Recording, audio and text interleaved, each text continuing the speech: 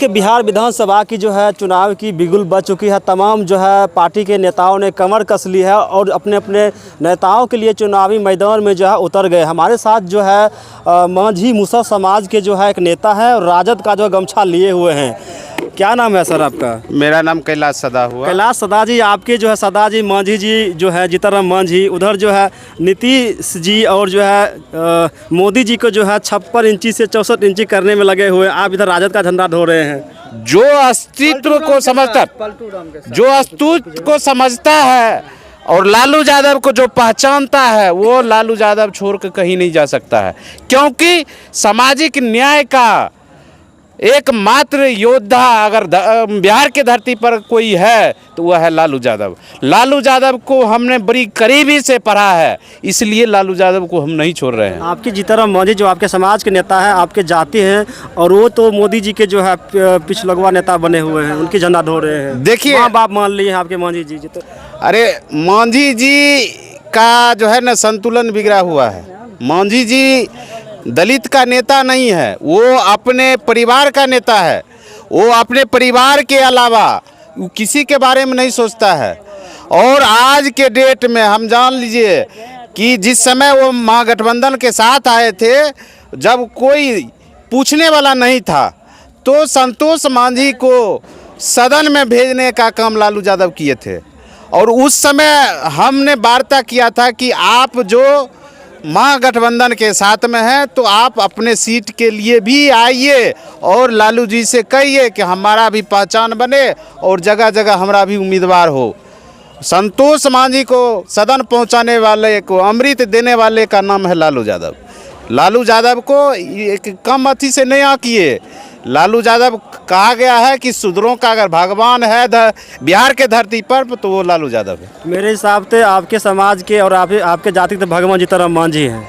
नहीं, जीतनराम मांझी कहीं नहीं हो सकते हैं। जीतनराम अपने परिवार के लिए भगवान हो सकते हैं, समाज के भगवान नहीं हो सकते हैं। सीट बंटवारा को लेकर के जीतनराम मांझी जी का स्टेटमेंट आया था कि मोदी जी हमारे माए बाप, हमारे गुरु जी। क्या कहेंगे इसको लेकर? देखिए, उनको ये समझ में नहीं है। वो हम बार बार बोल रहे हैं, वो परिवार के सिवा किसी के बारे में नहीं सोचते हैं।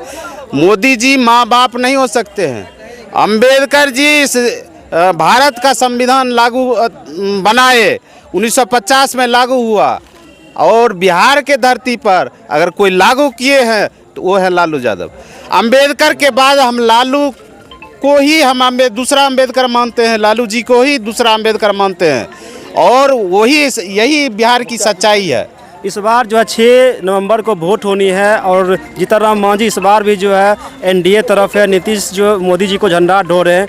मुसहर समाज के लोग जीतनराम मांझी को वोट करेंगे इस बार या लालू जी को वोट करेंगे? लालू यादव जी को पढ़ा है, समझा है, तो आपके हिसाब से क्या लगता है कि मांझी मुसहर समाज के लोगों को जीतनराम मांझी की तरफ जानी चाहिए या लालू जी की तरफ जानी चाहिए? देखिए, हमने समझा है और लोगों को समझाता हूँ, लालू जी के ही साथ जाएंगे। तमाम मुसहर जाति के लोग जो है 1-2 आना जो दल्ले टाइप के लोग हैं, जो दलालगिरी करते हैं, वही डाइवर्ट करेंगे कि जे अपने समाज के अति वोट दो।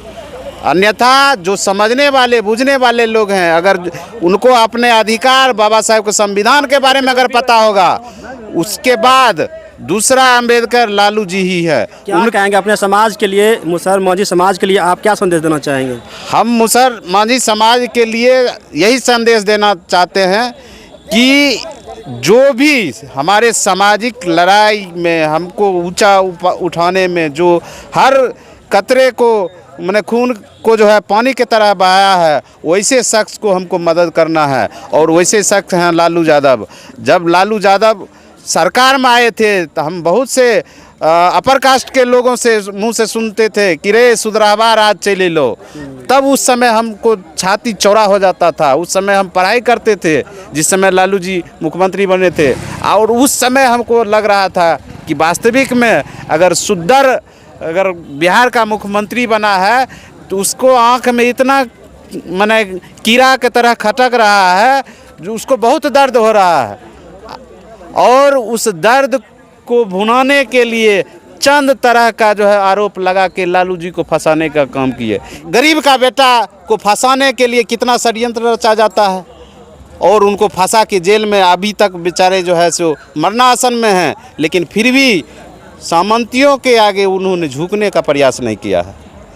ये है लालू यादव। और तमाम बिहार वासियों में से अपील करता हूँ, मुसहर समाज से अपील करता हूँ कि आप थोड़ा सा भी इस बात को मतलब ध्यान में रखिए।